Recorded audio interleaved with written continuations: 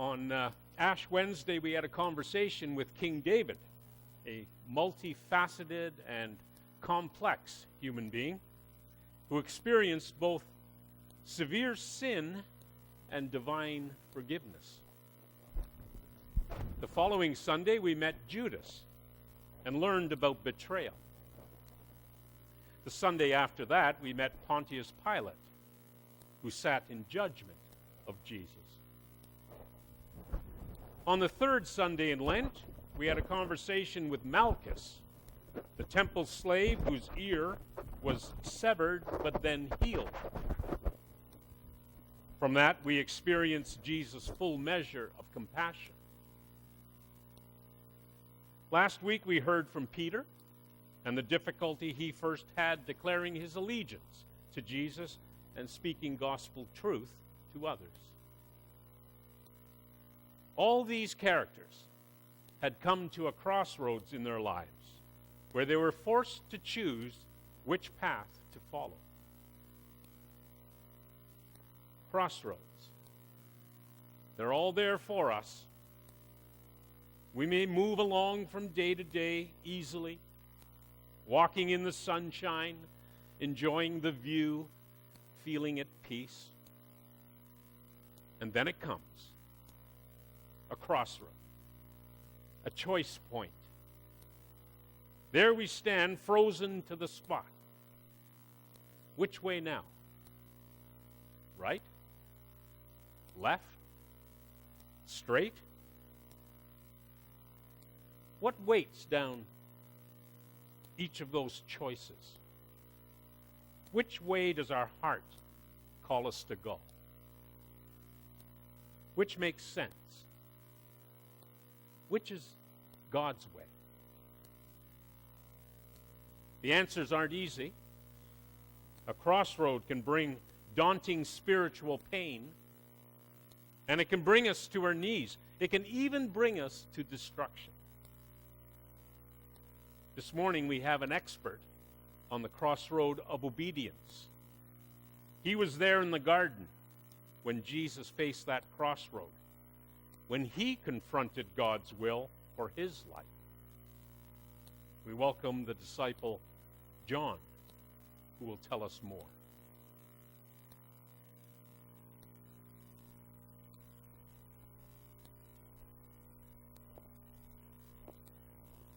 Welcome, John. Good to have you here. Good morning. It's good to have you here, John.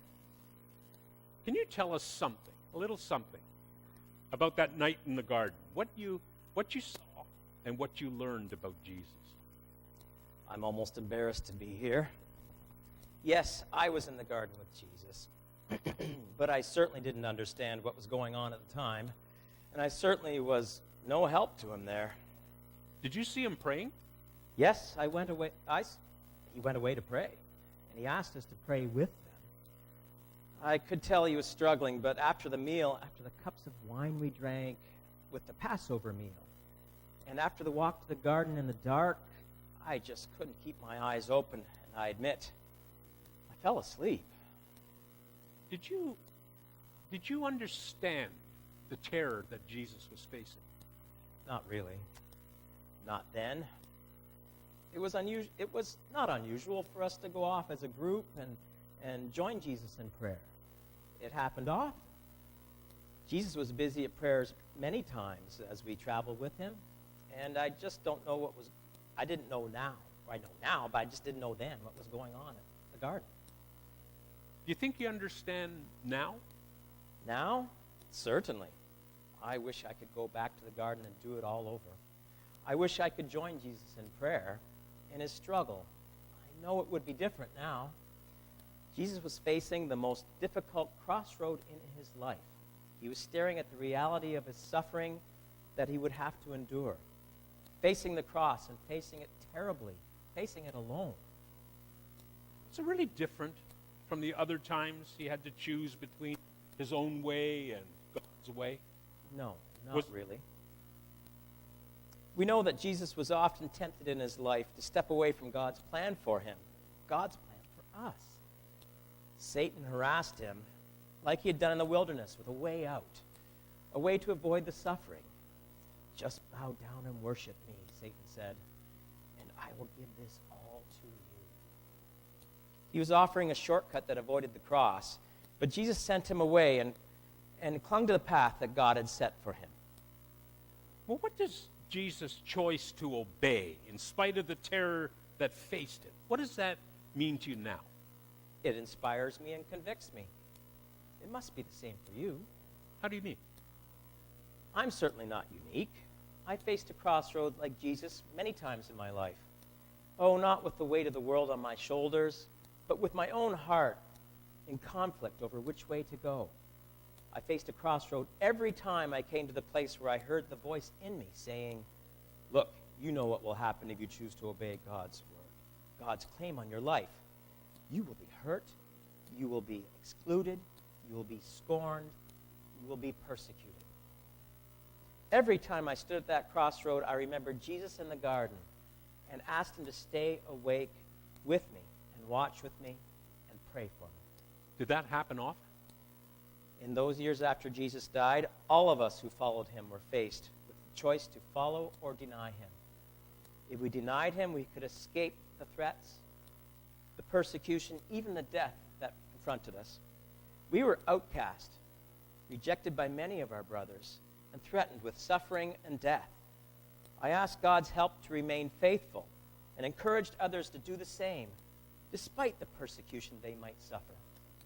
But we aren't persecuted. We don't face that kind of crossroad, do we? You face the crossroad of obedience. Every time you confront a choice that asks you, will you follow your own way, the way of the world, the way that others push you, the way you think will be easiest or pleasant to you? Or will you follow the way Jesus would lead you, the way of obedience? But those kinds of choices, they don't happen every day, do they? And that is why you need the power and presence of God's Spirit every day. That is what Jesus was doing, praying in the garden. By God's power, you begin each day new and forgiven, new and able to make the choice of obedience. And how can we make those right choices? Here's something I wrote in the gospel, my gospel. Jesus said, abide in me and I in you. The same Jesus who struggled there in the garden, the one who went to the cross, the one who rose and is here in our hearts, with us at our crossroads and in our choices. Thank you, John, for those words of encouragement. We will remember with you and rejoice with you what Jesus has done and what he will do in us and through us.